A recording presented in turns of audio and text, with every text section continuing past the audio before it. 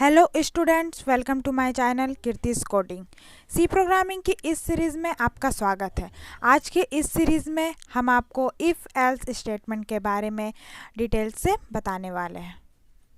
हमने पार्ट 2 सी कंस्ट्रक्शन के video lecture में हमने कंट्रोल कंस्ट्रक्शन के वीडियो लेक्चर में हमने डिसीजन कंट्रोल इंस्ट्रक्शन के पार्ट इफ़ एल्स स्टेटमेंट के बारे में डिटेल से जानकारी ले ली थी।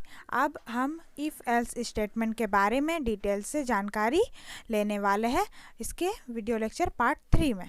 तो हम कंट्रोल कंस्ट्रक्शन के पार्ट 3 में आ चुके हैं, जहां पर हमको इफ़ एल्स स्टेटमेंट के बारे में डिटेल्स से जानकारी मिलेगी। यहां पर हम आपको एक कोडिंग भी सॉल्व करके दिखाएंगे इफ़ एल्स स्टेटमेंट के बारे में। इफ़ एल्स स्टेटमेंट में दो पार्ट होते हैं, नेस्टेड इफ़ एल्स और फॉर्म इफ़ एल्स। इसके बारे में भी हम बताने की कोशिश करेंगे इसके नेक्स्ट वीडियो लेक्चर में। आपको इस वीडियो लेक्चर में ओनली इफ़ एल्स स्टेटमेंट और उसके बारे में कोडिंग एग्जाम्पल सॉल्व किया हुआ देखने को मिलेगा। तो हम लोग आज का वीडियो लेक्चर स्टार्ट करते हैं। आज की इस वीडियो लेक्चर में आप what do you mean by if else statement, या आखिर इफ़ एल्स स्टेटमेंट का यूज़ हमारे कोडिंग में किस लिए होता है, what is if else statement, इसके बारे में जानते हैं। तो इफ़ एक कंडीशन है जहाँ पर हमको कंडीशन लिखा जाता है कि कोई भी स्टेटमेंट हमको प्रिंट करवाना रहता है, तो हम वहाँ पर कंडीशन लिखते हैं कि ये कंडीशन में जब ट्रू हो तब हमारा उसका नीचे का स्टेटमेंट प्रिंट हो। ये हम लोग लिखते हैं इफ़ स्टेटमेंट, जो इसके पहले वीडियो लेक्चर में हम पढ़ चुके हैं। अब इफ़ एल्स स्टेटमेंट, ये कंडीशन ट्रू हो तो हमारा ये स्टेटमेंट प्रिंट हो, बट अगर कंडीशन फॉल्स हो जाता है तो एल्स पार्ट में जो स्टेटमेंट लिखा है वो स्टेटमेंट हमारा प्रिंट हो। यही काम है एल्स का। यहाँ पर मतलब इफ़ में एक कंडीशन होगा, एल्स में हम कंडीशन लिख भी सकते हैं, नहीं भी लिख सकते हैं। तो इफ़ एल्स स्टेटमेंट का जहाँ पर यूज़ होता है वहाँ पर इफ़ में कंडीशन हम लोग लिखते हैं। अगर इफ़ का कंडीशन ट्रू होता है तो हमारा इफ़ वाला स्टेटमेंट प्रिंट होगा। यदि इफ़ का स्टेटमेंट करेक्ट नहीं होता है तो हमारा वो निकल करके आपका इंटरलाइन आपका चला जाता है एल्स स्टेटमेंट में, और एल्स के नीचे जो स्टेटमेंट लिखा हुआ रहता है वो हमारा आउटपुट स्क्रीन में प्रिंट हो जाता है। तो एक बार हम डेफिनेशन पढ़ लेते हैं। In the C programming, in the if else statement, condition to write within a if brace, यानी इफ़ के ब्रैकेट में हमको कंडीशन को लिखना होता है कि हम कौन सा कंडीशन में इफ़ के स्टेटमेंट को हम प्रिंट करवाना चाहते हैं। तो वो ट्रू स्टेटमेंट को यहाँ पर हमको लिखना पड़ता है। फिर उसके बाद when the condition is true the statement will be executed under the if statement. तो अगर कंडीशन ट्रू हो जाता है तो हमारा इफ़ का स्टेटमेंट रन कर जाएगा। यदि कंडीशन फॉल्स हो जाता है तो हमारा जो स्टेटमेंट है एल्स के अंदर में लिखा हुआ वो विल बी एग्जीक्यूटेड, वो स्टेटमेंट हमारा एग्जीक्यूट करेगा यहाँ पर। तो हम जान गए हैं कि इफ़ एल्स स्टेटमेंट का यूज़ क्या है, हमारा कब इफ़ का स्टेटमेंट चलेगा, कब एल्स का स्टेटमेंट चलेगा। यहाँ पर मीनिंग है ट्रू और फॉल्स से। अगर कंडीशन ट्रू होता है तो इफ़ का स्टेटमेंट चलेगा, इफ़ ये condition true then statement will be run. और अगर एल्स का अगर हमारा कंडीशन फॉल्स हो जाता है तो डायरेक्ट हमारा जो है आउटपुट आ जाता है एल्स का स्टेटमेंट। इसको हम कोड की सहायता से भी रन करके देख लेंगे। आप जितना भी हम ये नोट्स सब दे रहे हैं, ये नोट्स को ज़रूर नोट डाउन कीजिए, क्योंकि ये नोट्स बहुत ही इम्पॉर्टेंट है। ये आपको क्या हुआ मिल रहा है, यहाँ जनरल फॉर्म लिखा हुआ है इफ़ एल्स कंडीशन का। इफ़ द कंडीशन देगा यहाँ पर इफ़ के अंदर, कंडीशन इज ट्रू, स्टेटमेंट 1 और 2 विल बी रन। यदि एक भी कंडीशन या फॉल्स हो जाता है तो दोनों स्टेटमेंट में से कोई भी स्टेटमेंट रन नहीं करेगा और डायरेक्ट आपका निकल के आ जाएगा वो लूप के बाहर, और एल्स वाला स्टेटमेंट में जो भी हो वो प्रिंट हो जाता है।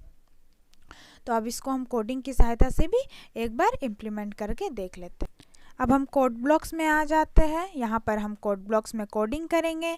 पहले हम एक सेव फाइल जनरेट कर लेते हैं। न्यू फाइल, एम्प्टी फाइल, ये जनरेट हो गया, इसको सेव कर लेते हैं। इस फाइल को हम यहाँ पर कंट्रोल इंस्ट्रक्शन के बारे में बता रहा है, इसलिए हम control.c से इस फाइल को सेव कर लिया है। फाइल मेरा सेव हो चुका है। हम लोग जानते हैं कि फर्स्ट लाइन हम लोग हैच इंक्लूड stdio.h से शुरू करते हैं। फिर उसके बाद इंट मेन में, मेन फंक्शन में सारा ही सेट ऑफ स्टेटमेंट हम लोग रखते हैं। फिर उसके बाद कर्ल ब्रैकेट के अंदर को जो भी स्टेटमेंट लिखना रहता है वो हम लिखते हैं। आपको कोई भी प्रॉब्लम हो जानने में कि ये फर्स्ट लाइन क्यों लिखा गया है, मेन फंक्शन का यूज़ क्यों किया गया है, तो आप फर्स्ट सीरीज़ के वीडियो लेक्चर में आप इसको जा कर के देख सकते हैं। अब उसके बाद हम स्टेटमेंट हम लिखते हैं। जैसे कि हम स्टेटमेंट शुरू करते हैं, एक वेरिएबल मान लेते हैं इंट टाइप का, इंट एक्स मान लेते हैं x, उसमें पहले से वैल्यू असाइन करवा देते हैं। हम वैल्यू असाइन नहीं भी करवा सकते हैं, हम स्कैनएफ की सहायता से वैल्यू को ले सकते हैं यूज़र से। आपको स्कैनएफ, प्रिंटएफ सभी का यूज़ आपको फर्स्ट वीडियो लेक्चर में मिल जाएगा। फ्लोट टाइप में एक वेरिएबल ले लेते हैं। फ्लोट टाइप में ले लिए y इक्वल टू हम ले लेते हैं जैसे 3.0। फ्लोट वेरिएबल है तो फ्लोट टाइप में हमको लेना पड़ेगा। अब उसके बाद हम इफ़ कंडीशन लगाते हैं। इफ़ ब्रैकेट में कंडीशन लिख देते हैं x इक्वल टू y। अगर ये x इक्वल टू y है देन हमारा प्रिंट एफ में करवा दो, printf, प्रिंट एफ में हमारा प्रिंट करवा दो क्या कि x और y इक्वल है, x is equal to y। Okay, x is equal to y, print में हमारा x is equal to y करवा दो। तो सेमीकोलन के अंदर जो भी हमारा स्टेटमेंट लिखा रहता है वही प्रिंट हो जाता है, ये हम जानते हैं। इस इन्वर्टेड कॉमा के अंदर अब हम सेमीकोलन से इसको एंड करेंगे, मतलब ये लाइन एंड हो चुका है। अब एल्स स्टेटमेंट हम लिखते हैं, ELSE, एल्स सारा स्मॉल लेटर में लिखाएगा। एल्स के अंदर यहाँ पर कंडीशन हम दे भी सकते हैं और नहीं भी दे सकते हैं। तो हमारा तो एक कंडीशन है ये x is equal to Y, then print करवा दो कि x is equal to Y. अगर नहीं है तो प्रिंट करवा दो कि ये इक्वल नहीं है। तो हम प्रिंट करवा देते हैं क्या कि x is not equal to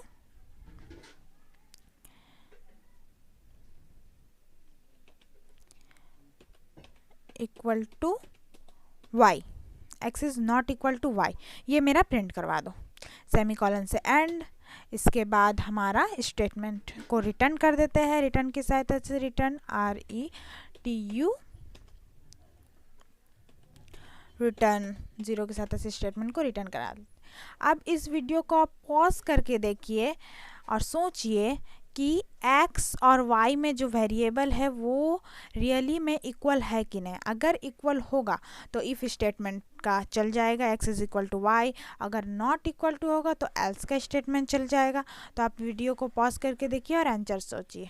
तो दोस्तों आपने सोच लिया होगा, तो आप ये जान चुके हैं कि यहाँ पर इंट में x है तो इंट में हमारा 4 बाइट्स लेता है मेमोरी, अब फ्लोट हमारा लेता है 2 बाइट्स। तो मतलब हर एक कंपाइलर के अनुसार ये चेंज होते रहता है, ये कंपाइलर डिपेंडेंट होता है, फ्लोट और इंट और अदर।